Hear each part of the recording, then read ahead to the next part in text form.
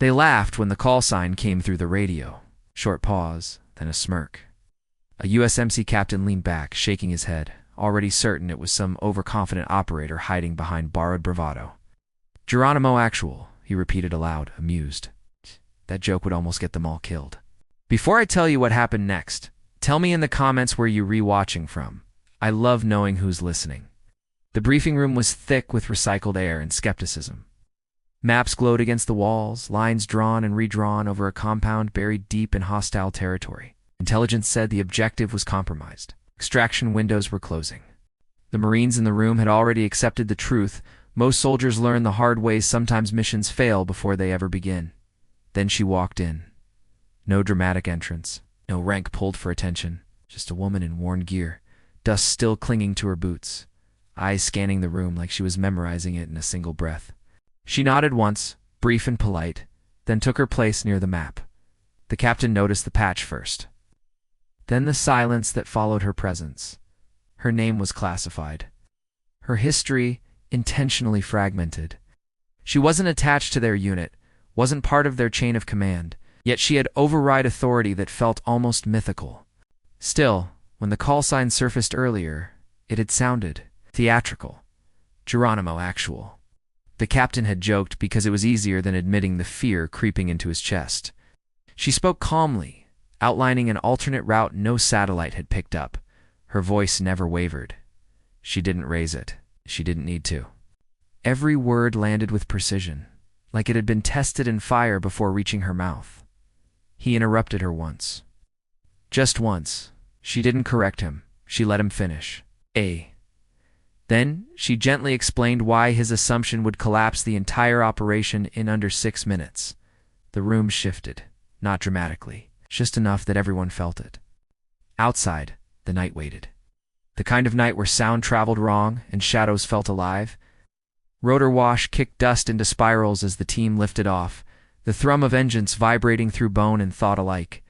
No one spoke much. They were listening, waiting, measuring the weight of trust. When things went wrong, it happened fast. The compound wasn't abandoned. The intel was days old. Movement erupted from places that shouldn't have held life. Gunfire cracked the air. Orders overlapped. Someone shouted coordinates that didn't make sense. The captain felt the cold realization this was about to become one of those stories no one wanted to tell. Then her voice cut through the chaos. Clear, controlled, unmistakable. Geronimo Actual has eyes on secondary threat. Just left. Now, they listened. Because something in her tone carried authority older than rank. Authority earned, not assigned. She moved through the kill zone like she had already mapped every possible outcome and chosen the one that spared the most lives. Her hands were steady, her breathing measured.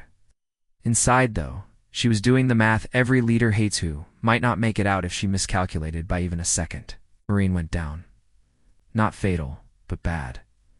The captain hesitated. Protocol said, "Pull back." The mission parameters were collapsing, and command would understand retreat. Everyone would survive. Everyone, except the one pinned in the open.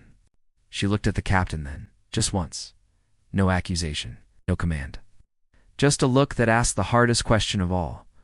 "What are you willing to risk?" He nodded. They moved together. The extraction that followed was violent, precise, and brutally efficient. Smoke rolled low. Command snapped into place. Soldiers surged like a single organism, covering angles, dragging wounded, disappearing into the dark as fast as they had arrived. When the rotors lifted again, no one spoke. Not until the Marine who'd been shot gave a shaky laugh. Who was that? The captain looked across the bay at her. She was seated, helmet off now, exhaustion finally allowed to show. There was a small cut on her cheek she hadn't noticed yet. Blood traced a thin line down, catching the dim red light.